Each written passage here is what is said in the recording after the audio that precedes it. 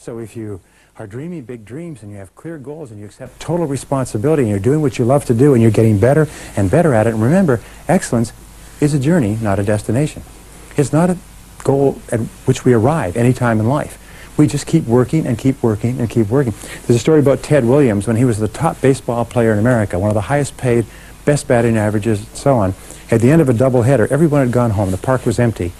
And the park maintenance man was out cleaning up. And way out there, with an automatic ball machine, there was a batter just slugging away at the balls. And he came out and he looked at him. He said, geez, he said, you're Ted Williams. He said, yes. He said, pleased to meet you. He said, what are you doing here? All the other ball players are back at the hotel and having parties and everything else. He said, well, I'm practicing. He said, but you're the best baseball player. You're the best hitter in all of America. He said, you don't need to be out here. And he said, why do you think that is? Why do you think that is? Because it's always concentrated on getting better, and of course it pays off. In the final analysis, all that people really care about is how well did you do the job? Did you do a good job or not? We always pay top dollar for the people who are the best. If we have, and we can afford it, and we have an illness or a child that has an illness, we say, who's the best? Who's the very best? We want the best. We want the best in every field. There's no market for mediocrity. The two metaphors for American life are sports and business. And both sports and business, the only thing we care about is the very best. Excellence, top quality, champions. And that's our job too. And nobody can do it for us. It's an inside job. The fifth key to becoming unstoppable is to dedicate yourself to serving other people. It was well written not long ago that nobody ever built a statue to a person for what they got, but only for what they gave.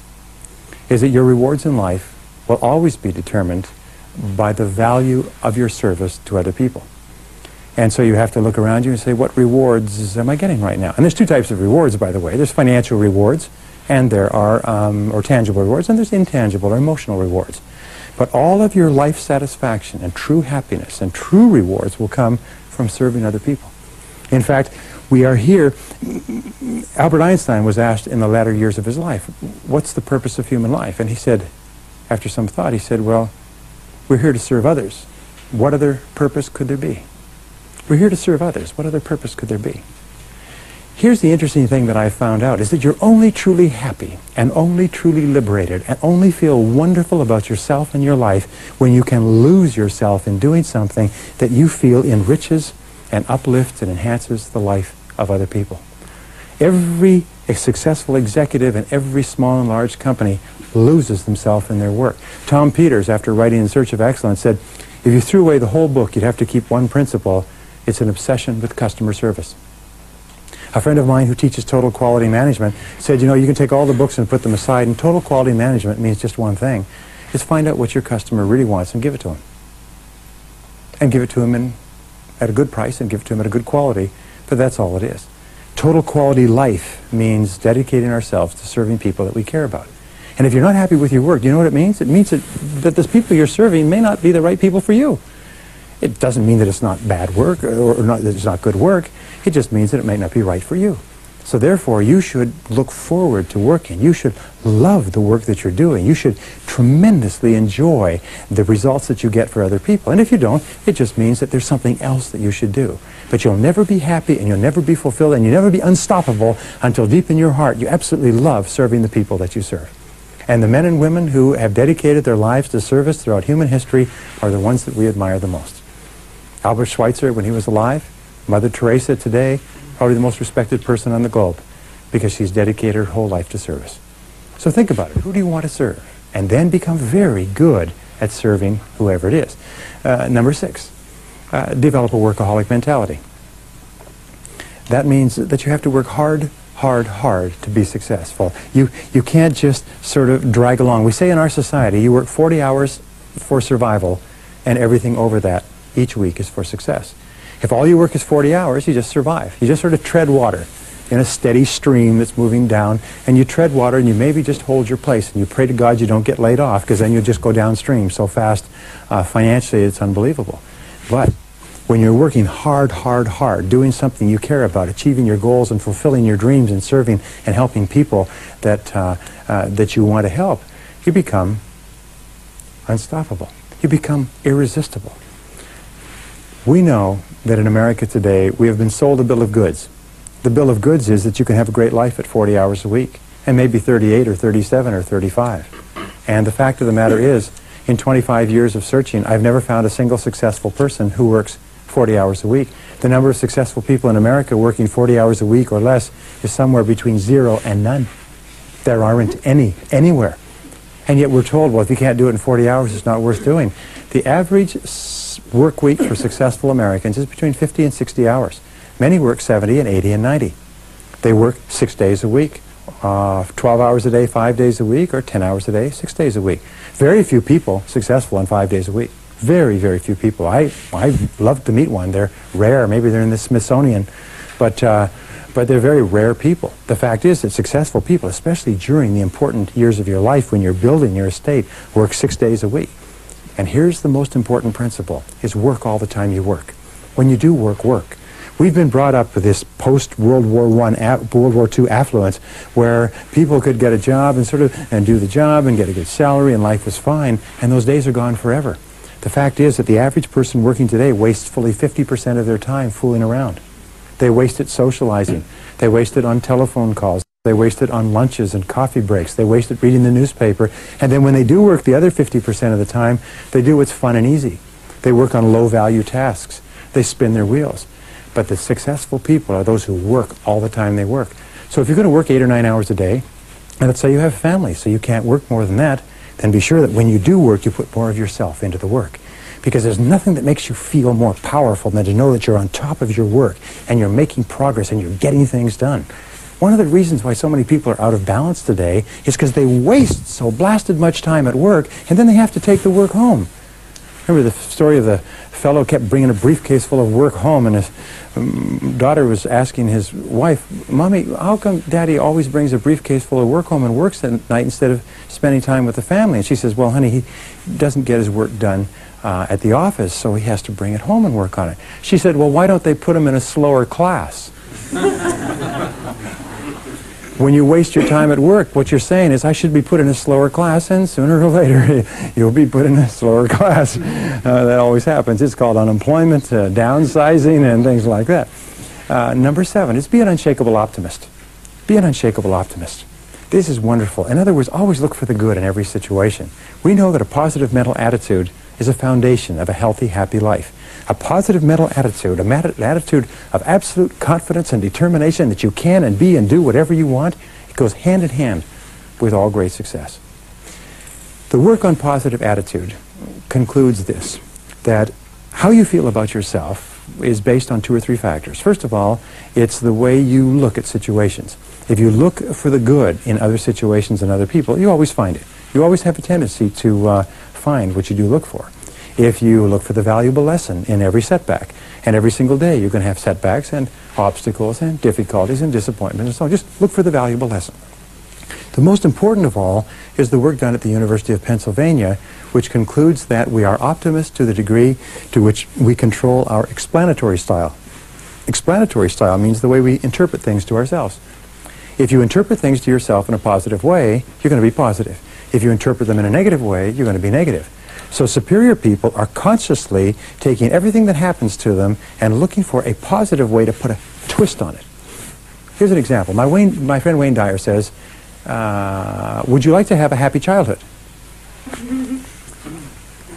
Because he says, it's never too late to have a happy childhood. You can have a happy childhood whenever you want. How do you do it? What you do is you turn around and you look back and you reinterpret the events that were so upsetting at the time as being events that were positive and that helpful, and they built your character and they taught you what you didn't want and what you wanted more of. They gave you direction to change and so on. In other words, if you take the time and you have some fun, you can take any negative situation you've ever had and you can turn it around and you can find something good in it, and by so doing, you become a positive person. You take control of your thinking, you take control of your personality, and the more optimistic you become in the achievement of your goals, the more unstoppable you become. Can you imagine a negative person as unstoppable? Negative people are stopped cold every time they turn around. But optimistic people have this momentum that drives them over any obstacles that come along. So talk to yourself positively all the time. Say, I like myself. I feel terrific. I feel happy. I feel healthy. I feel wonderful. The more you talk to yourself in a positive way, the better you feel.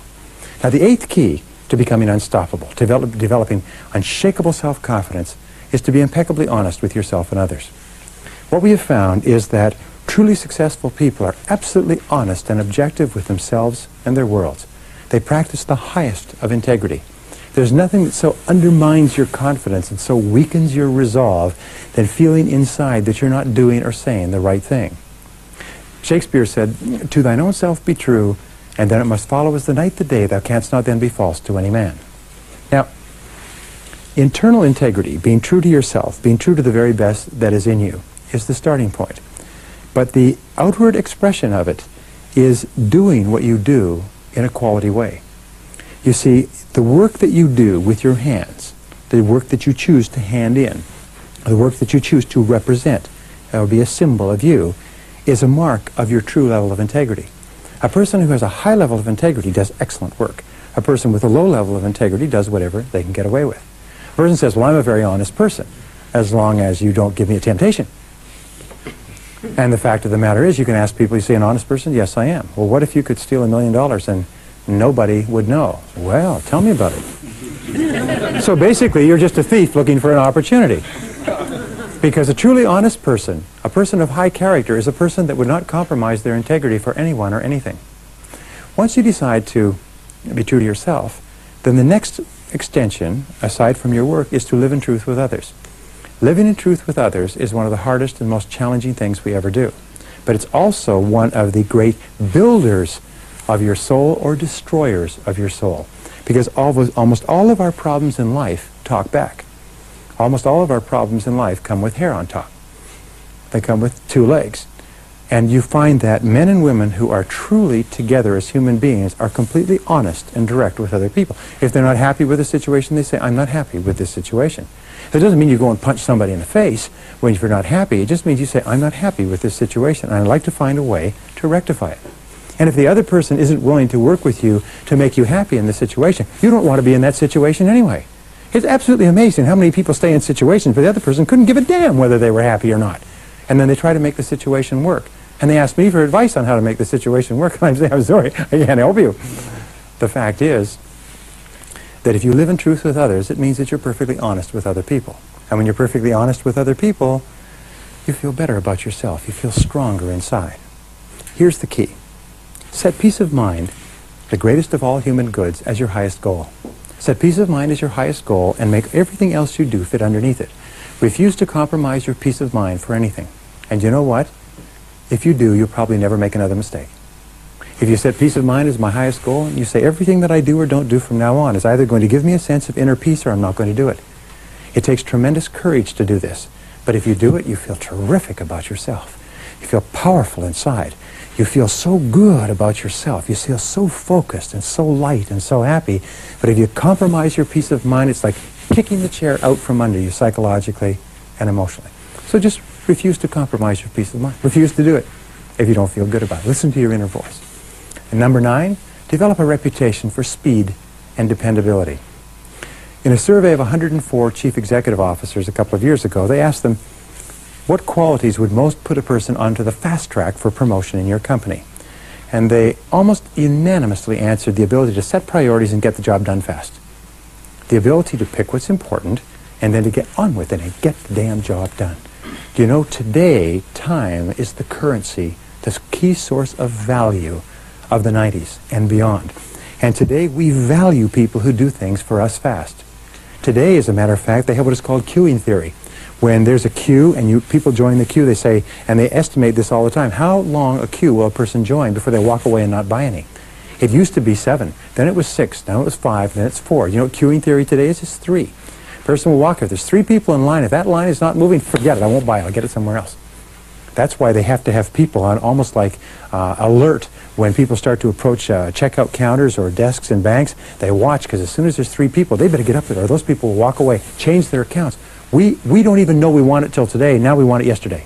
Isn't that right? When you sell products or services, it may take you 2 or 3 months to get the order, and now they want it last week. And they're very insistent it be delivered immediately, or they buy it from someone else. It's a most incredible thing. So therefore, get a reputation for having a sense of urgency. Get a reputation for having a bias for action. Get a reputation for fast tempo. Move fast, move quick. If a person asks you a question, don't say, well, I'll get back to you next week. Get back to it now, quickly, as fast as you can. Develop a bias for action and say to yourself over and over, do it now, do it now, do it now, do it now. And if you add this like a rocket behind everything else, you become unstoppable. Now, number 10, concentrate single-mindedly on one thing at a time. Pick the most important thing that you have to do and concentrate single-mindedly on doing that and only that until it's done. The ability to concentrate single-mindedly on the most valuable use of your time and to stay with it without diversion or distraction until it's done gives you a tremendous sense of power and confidence and self-esteem. Working on low-level tasks, by the way, is a real downer. You can work on them all day. At the end of the day, you feel tired and depressed and negative and you have low self-esteem because in the back of your mind, you know you're not accomplishing anything. But if you just pick one thing, the most important thing, and by the way, all success is preceded by single-minded concentration on a single task for a long period of time before it's accomplished. There are no successful people who have not developed the ability to concentrate without diversion or distraction on the one thing. Andrew Carnegie, who became the richest man in America, said that the ability to do this and learning this one secret, the ability to concentrate on the highest value task, was what was more responsible for his fortune than anything else. And he paid $64,000 to a management consultant for that one idea, and I just gave it to you for nothing. Number 11, never consider the possibility of failure. Remember that in order to be successful, you have to fail a lot. Thomas J. Watson, the founder of IBM, was once asked by a young man, how could I be successful faster? And he said simply, he said, double your rate of failure. If you want to be successful faster, fail more often. You see, there's a law of probabilities that says the more you fail, the more likely you are to succeed. The less you fail, the less likely you are to succeed. Peter Drucker says you would never hire a person who has not had some major failures in life because they haven't learned anything. So the key is, if you want to be successful, don't be afraid of failure. Has anybody here ever failed, by the way? Have you ever failed? Yes. Did failure hurt you? No. Failure makes you strong. There's an old saying that what doesn't kill me makes me stronger. Failure has made you strong. Failure has developed your character. There's an old saying that the north wind made the Vikings. The cold of the north wind coming out of the north that they had to row against made them the most formidable fighting force in the world. It's failure that makes us strong, but it's the fear of failure that kills us. And the way that you deal with the fear of failure is, once you've decided what your dreams are and what you want to do, act as if it were impossible to fail. Imagine it were impossible to fail. Say, by gum, I can do that, and just start to think of all the benefits of achieving that goal, and then act boldly. Confront your fears. Do the thing you fear, and the death of fear is certain. Do the thing you fear, and the death of fear is certain. Do you know that the ability to confront the fear of failure and to overcome it and to move towards your fears rather than away from them is the one guarantor that you absolutely become unstoppable? If you do it over and over again, you develop the habit of courage. When you develop the habit of courage, eventually you find you're not afraid of anything. When you're not afraid of anything, your whole world opens up for you like a sunrise on the horizon. Everything becomes possible. You look around, a person says, what about this, what about that? I can do this, I can do that, I can do this, I can do that. You get to the point where you're willing to do anything except jump out of an airplane without a parachute. Because as they say, if at first you don't succeed, then skydiving is probably not for you. Number 12. Number 12 is resolve to persist until you succeed. In the final analysis, there are two parts of courage. Remember, Winston Churchill once said that courage is rightly considered the foremost of the virtues, for upon it all others depend. Courage is defined as the ability to act and to go forward in the face of uncertainty. It's to face the fact that you may not succeed. It's the willingness to take chances and to take risks. The future belongs to the risk takers. The future belongs to people who are willing to take the risks necessary. The second part of courage is persistence. It's the willingness to endure. It's the willingness to hang in there. Once you've started and you have begun, there is a period between when you begin and when you get some result. And in that period, most people break and run. Most people fall apart. They cannot stand not knowing, so they rush back to their comfort zone. This is basically true in all the psychological work that's been done. But what you have to do is be willing to persist in the face of adversity, even though there is no guarantee of success. And here's the wonderful thing. When you persist, your self-esteem goes up. Each time you force yourself to stay in there, your self-esteem goes up. You like yourself more. You respect yourself more. You feel more confident. You feel better about yourself. In fact, in the ultimate end, you don't even mind losing because you've persisted. But here's the second thing, is persistence is self-discipline in action. And self-discipline is the foundation quality of a great personality. Everything we've talked about really depends upon our having the discipline to do it. And self-discipline means the willingness to do what you should do, when you should do it, whether you feel like it or not. Do what you should do, when you should do it, whether you feel like it or not. And if you can persist, you develop the habit of persistence. If you develop the habit of persistence, pretty soon you get to the point where nothing will stop you and you become unstoppable. In other words, everything we've talked about is that you build your own character. You create yourself in the image that you imagine for yourself. And your goal must be to become absolutely unstoppable in anything you do. Your goal must be to set big dreams and to set goals and to take responsibility and, by gum, to make anything out of your life that you want to make out of. To do anything that you want, because there's no limits. At least there's no limits that you'll ever reach or I'll ever reach in our lifetimes. Let me leave you with this little poem, and it's called Don't Quit. And this poem is something you've all heard. It was written by someone named Anonymous, so we don't have to pay royalties for its use. And it says, when things go wrong, as they sometimes will, when the road you're trudging is all uphill, when the funds are low and the debts are high and you want to smile but you have to sigh, when care is pressing you down a bit, rest if you must, but don't you quit. For life is queer with its twists and turns, as every one of us sometimes learns, and many a failure turns about when he might have won had he stuck it out. So don't give up, though the pace seems slow. You may succeed with another blow. Success is just failure turned inside out. It's the silver tint of the clouds of doubt. And you never can tell how close you are. It may be near, but it seems so far. So stick to the fight. When you're hardest hit, it's when things seem worst that you must not quit. And if you don't quit, and if you keep on keeping on, then you will become unstoppable. Yes, thank you very much.